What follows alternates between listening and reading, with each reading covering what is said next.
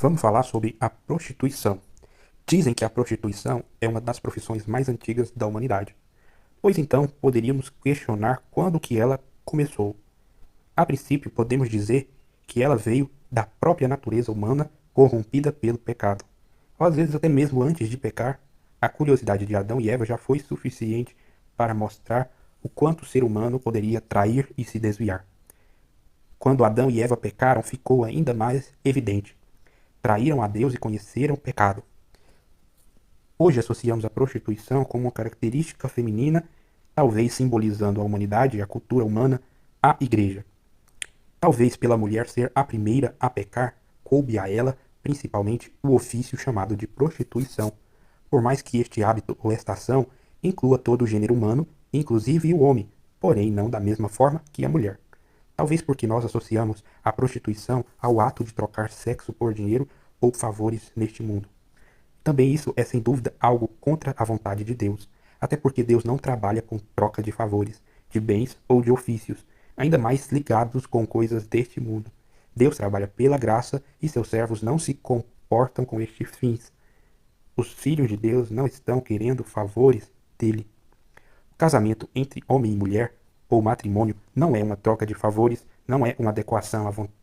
Ela é uma adequação à vontade de Deus, e assim como a vontade de Deus também é indissolúvel. Então, não é simplesmente um contrato, um acordo entre um e outro. Não termina com uma cerimônia e se cumpre com a vinda dos filhos, a formação familiar, a fidelidade, a união em amor, até que a morte os separe. Então, os princípios do matrimônio é o da verdade, o princípio cristão, a vontade de Deus. Já a prostituição, ela não nasce simplesmente pelo ato sexual no pecado do adultério. A prostituição, ela vem bem antes, seja como ideia, como em prática, em corrupção moral e do mundo. Pela ideologia que já está totalmente contaminada, que normaliza essas coisas relacionadas aos pecados sexuais, relacionadas ao comportamento humano, da permissividade.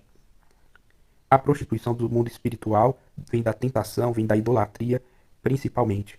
Pode começar com um olhar, com um desejo, com uma oportunidade e sempre termina com o pecado, com a corrupção humana. A prostituta, ela não está no hábito de vender programa.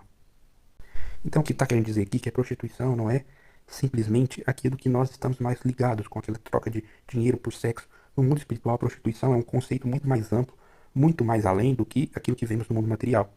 E em relação à mulher, ela pode estar em a mulher não ser aquilo que Deus deseja. Então a prostituição pode estar em qualquer pessoa que está em uma fase, em um momento de desvio, num pensamento desviado, aquele que é atribuído por Deus ou à vontade de Deus. De modo geral, pode ser manifesto no vestir, no agir, no modo de comportar e até mesmo no modo de pensar. Mas principalmente, como Adão e Eva foram induzidos ao pecado. A cobra trouxe o hábito da sedução à humanidade. Então, começou a existir no nosso meio como um dominó enfileirado, este hábito se perpetuou, e um foi levando o outro a pecar. Eva levou Adão, e assim levou os seus filhos, e cada um foi trazendo este hábito para os outros, e foi se espalhando a negação de Deus e a prostituição da humanidade. Quanto mais pecamos, mais nos afastamos de Deus, assim como Adão e Eva quando entraram para o pecado.